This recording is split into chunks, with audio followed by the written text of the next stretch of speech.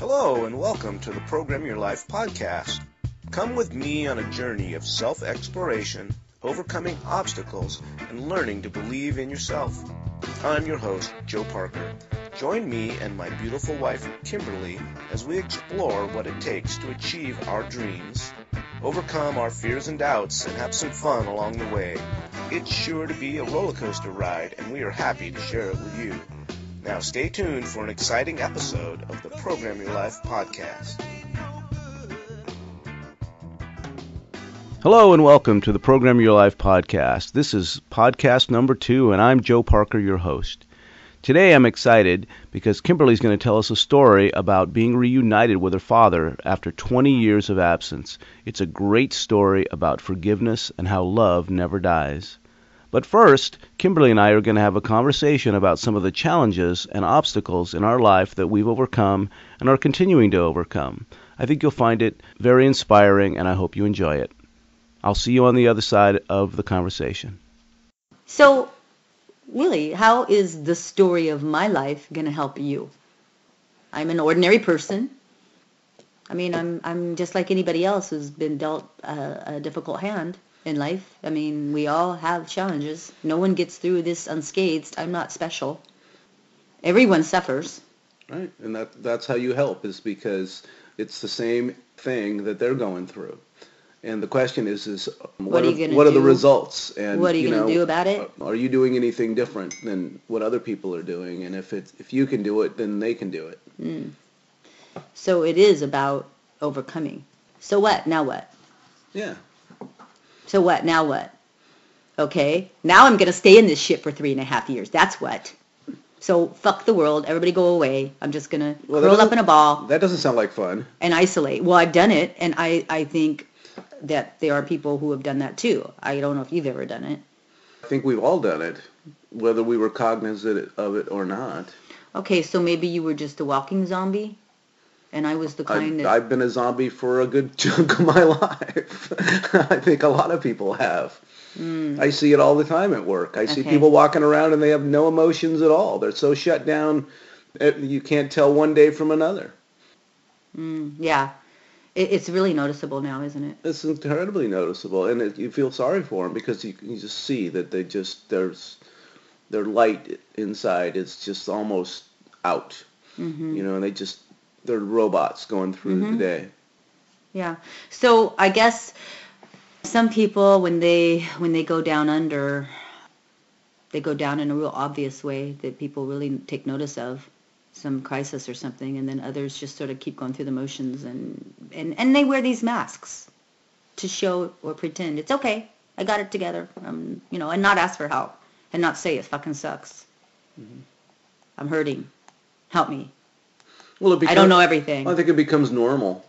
It becomes normal to be so flatlined. I mean, if it happens over time, slowly, you don't even notice it. It's like when you put water in to boil and you stick a frog or something in it. It'll just stay there as it slowly cooks and cooks because the heat comes up so slowly, right? And it'll just stay there till it boils to death. However, if you throw it into hot water, it'll jump out immediately, right? It's the same thing in life. If it happens slow enough, you don't even notice it, and you end up someplace you never intended to be. It just happened over a long period of time. And one day you need somebody to shake you up and show you where you are in your life. And now this is interesting.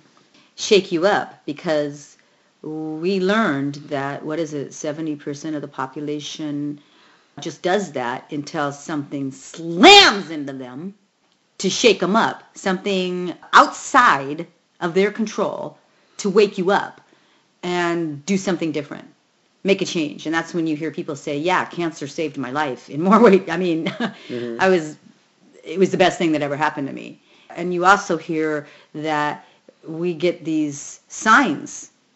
Psst, psst, hey, do something different. Hey, do something different. Oh, and ignore that. I'm distracted. I'm going this way. I'm busy. I don't have time for it. Hey, do something different. I'll get to it next year. Hey, do something different. And then sometimes that's a serious illness, an accident, a death, a divorce, or whatever, to make you do something different. So I wonder if there's any studies out there of percentage of, so how many people really do something different after that and go in a more positive direction and start living a real full life? And then how many people let it destroy them?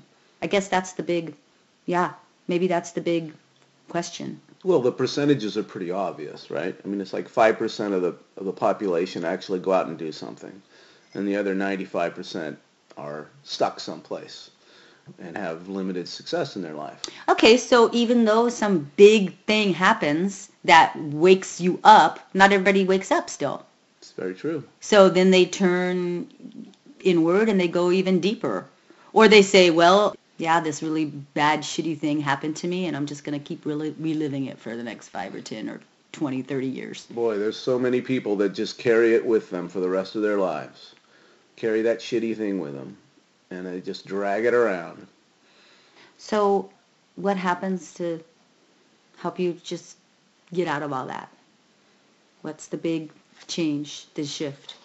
Well, part of it is you make a decision that you're going to change. And it's a real decision. Yeah. It's not just oh, that'd be nice. It's I'm not going to live this way anymore. I'm tired of it, and I'm done living that way. It's that kind of a decision. I mean, that's the things that I've read and the things that I've heard. It's really making a decision that you're going to change. And then you start taking action based upon the new decision. And it's commitment. It's perseverance. It's not giving up, because it doesn't just happen to get better overnight. You still come up against obstacles. And it's about willing to go to any length and do whatever it takes, even when it's inconvenient and uncomfortable. Mm-hmm. Well, because if you want something different, that's what it takes. Well, it's amazing how many people won't do stuff just because it's inconvenient. Inconvenience has killed more dreams than anything in the world. I mean, it's amazing. People want stuff. However, they won't compromise even the small part of their life to be inconvenienced so they can go someplace, do something, help somebody out. Oh, that's inconvenient. They want it to be easy. Yeah. They want it to fall into their lap. Yeah. Let me tell you, success is inconvenient and it's uncomfortable. And if you're not willing to do that, then you're just going to stay stuck. Yeah. And you know what's interesting for me, since I've been able to get unstuck? Sometimes I get uncomfortable with change, even though it's change I want, I say I want, and I want to go back to that place where I feel comfortable and safe, and it's not comfortable anymore. It's just not. I attempt to go back there, and I want to go back there, and I'm unable to go back there for any length of time because it's just not enough anymore. It's just not satisfying, and it's better to move through the discomfort, to overcome the hurdles, and to just keep moving, stay in motion. That I have found gets me where I really want to go. And the really interesting thing about it is that when I do that, I look back and I go, that wasn't so hard. Why did I think that was so hard? Why was I so scared? It wasn't. Right. It was an illusion. Mm-hmm. The fear, it's amazing. I mean, I know in my experience of going through the 3-month PLD program, there were so many times where I was shaking in my boots about doing some little thing that I wrote down and told my coach that I would do, and then I went out and did it, and it was freaking easy, and I had made it so hard. And then after I did it, I realized, oh my God, if I can do that, I can do the next thing. And I just started to just build, and now the little things that were scary are not scary anymore. I mean, there's still big things that are scary. However, I realized that it's the only reason they're scary because I haven't done them yet. And after I do them, they're not going to be scary anymore. Yeah. Oh my gosh. So you look back and you go, I did that. I can do that. So now I'm ready to do this. Yeah, I can do this. I can do this. I did that thing. Now I can do this thing. And you know what? I was talking to my old college professor this morning, and I was talking about this, moving over fear walls, getting through fear walls, and I'm like, and I make them so big, and they're not that big, and I get over them, and I'm like, okay, that's done. And he said, and you know what? This man's probably 75 years old. He said, you know what? That never goes away. That never goes away. You are jumping those fear hurdles for the rest of your life. Mm-hmm. I'm like, oh. Hey, that's the fun of life. All right, yeah. That's the adventure. There'd be no fun if suddenly everything became fearless. Oh my gosh, and easy. Everything was just. Where's the roller coaster ride? Where's the fun of living if you never get scared? That's the exhilarating part of life is doing something that scared you, and then you found out how great it was. That's one of the reasons that I ride motorcycles and do stuff like that. It's because it's fun because it's scary. Right? That's what I do. If motorcycle riding wasn't scary, I wouldn't do it because it wouldn't be fun. Right? That's the reason why I go out there and I do crazy shit on a motorcycle. It's because it's fun. You know what? That's interesting because I feel the same way on stage. When I perform or when I sing, and I initially it's scary, and once I'm up there and I'm doing my thing, I'm loving it. And I'm having fun, and I'm in the zone. Loving it. Okay, well, thanks for joining me on this interview for Program Your Life Radio. And my pleasure. That was Kimberly Parker. She's got a one-woman show coming up very soon, and you'll be hearing more about that. And thanks for joining us on Program Your Life. And I'm Joe Parker, and I'm your host. Welcome back, and I hope you enjoyed that conversation between Kimberly and I. Next, Kimberly's going to tell a story about being reunited with her father. I think you'll find it very inspiring, and we're going to kick it right off. My father disowned me when I was 22 because he shot the messenger, so to speak. I brought him a letter that made him mad, a letter from my mother that pissed him off, and he kicked me to the curb because he's a victim. And everything happens to him, and it's never his responsibility. It's always someone else's fault, right? So he just disowned me. And I was 22, and I attempted for a couple of years to get in his good graces, and yet I knew what it took to get in his good graces. It took kissing his ass.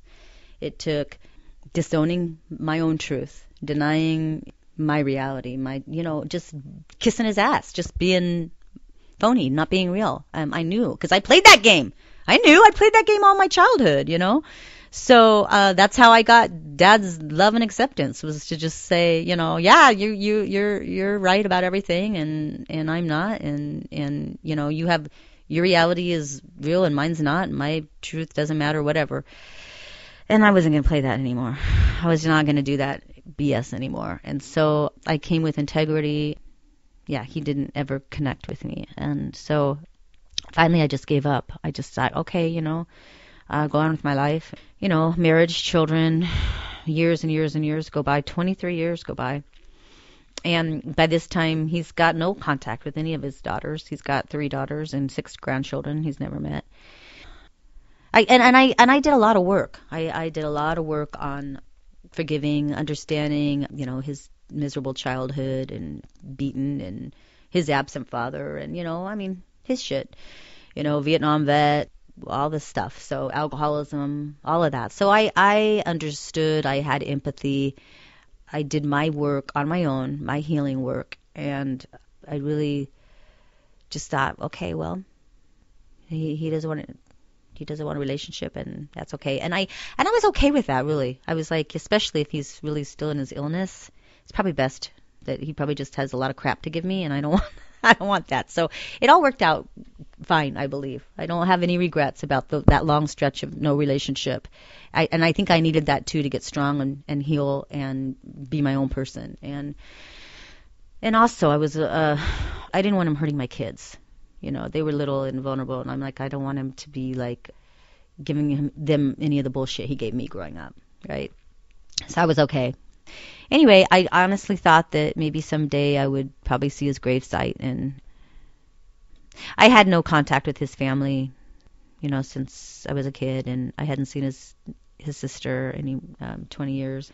My kids had asked questions over the years about their their grandfather, and I just told him the truth, and also told him the good stuff, because I have good memories, and so I never painted a bad picture. Anyway, I got a phone call from my aunt, and she said, I think your father's dying. He's in assisted living now. Would you like to see him? And I said, yeah. And she said, okay, I'll let him know. And I said, well, wait a second. He disowned me, and it doesn't have anything to do with any of us. I mean, I hadn't talked to her for 20 years. I said, and I'd like to see him if he'd like to see me. And she said, I'll get back to you. And so she did, and she said, I'm so sorry. He doesn't want to see anybody, and I'm so sorry. I should never have called you. And I said, it's okay. I know that's about him. That's not about me. Don't worry about it. You and I can keep in touch, and it's okay. And so 6 months later, I found myself in this basic seminar, PSI. Mom's taking it. It's a 3-day course on self-awareness. It's just you working through things, overcoming, looking at what's your limiting beliefs are, and what holds you back from what you really want. Just a lot of self-awareness and growth and personal growth. Through this seminar, I did this exercise, and this is what's funny.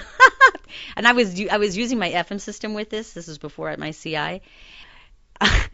I've since learned that I just get what I need to get, even though I'm not getting it. You know what I mean?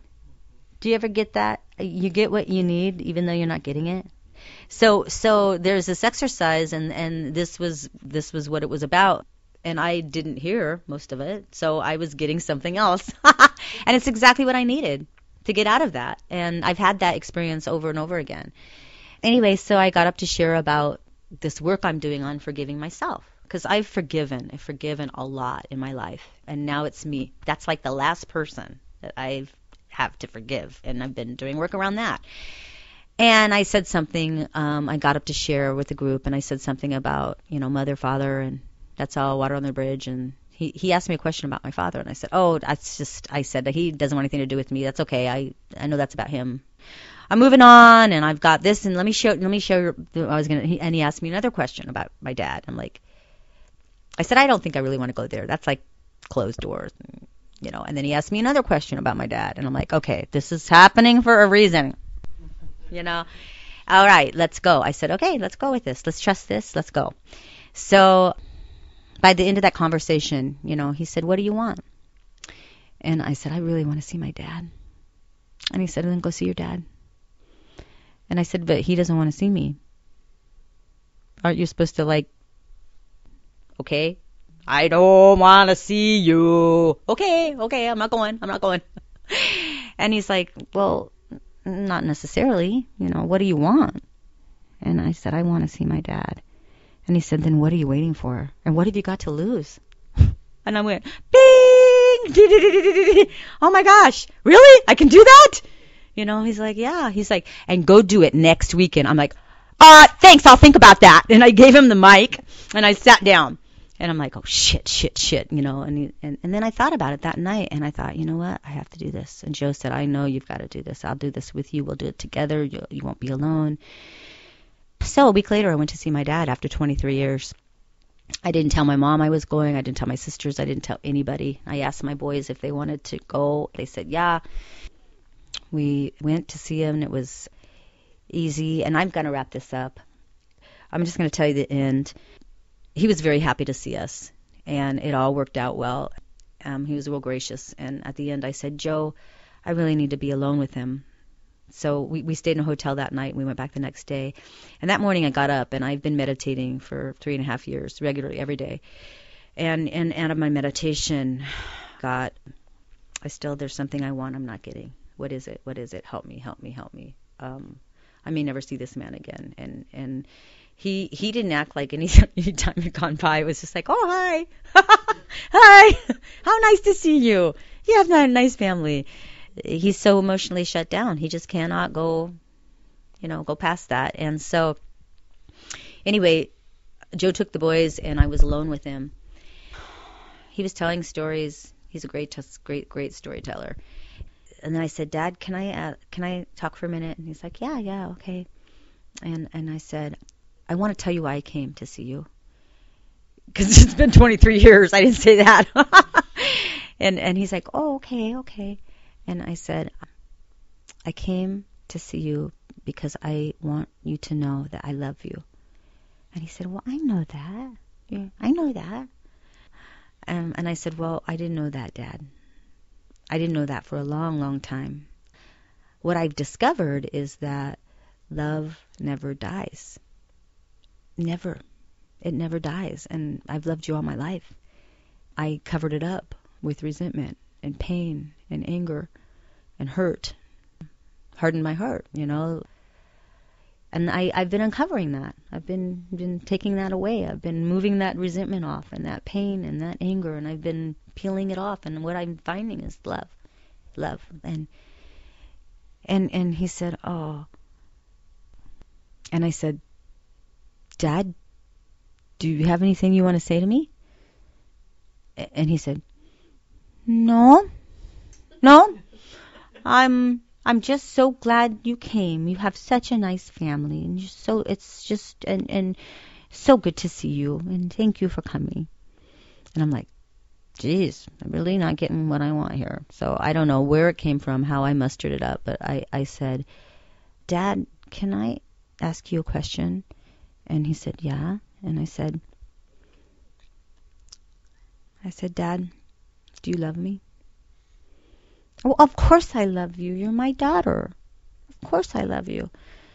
And I said, well, Dad, could you tell me that you love me? Could you just say it? Just say that you love me? Because I really need to hear it. Can you say, I love you?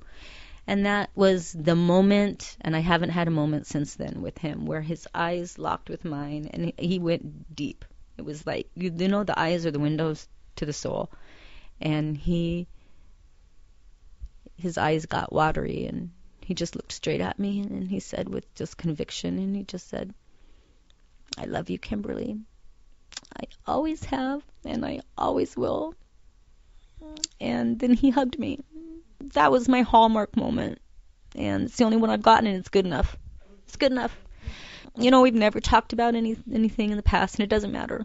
I'm meeting him where he's at, and we're going to see what he's 80, and I'm done. I'm done with all that, and I just want to love him. And he loves me, and I call him, and he's like, "Is this my daughter? Hi!" He's all happy. He's all, and he tells me things I always needed to hear that I didn't hear growing up, like, "I'm proud of you. Good job." Yeah, I'm so glad. I'm so glad I took that trip and that my sons got to meet him. Well, that's our show for today. Thank you so much for tuning in. We were so happy to be able to share this episode of the Program Your Life podcast with you. Make sure to check us out at programyourlife.org. You can always find our podcasts there. We're also going to have the podcasts on iTunes, in the iTunes store under podcasts, and then there'll be some on our YouTube channel. So look for us online, and we will talk to you again very, very soon. Thank you so much to the Program Your Life podcast. Until next time, this is Joe Parker signing off. Bye-bye.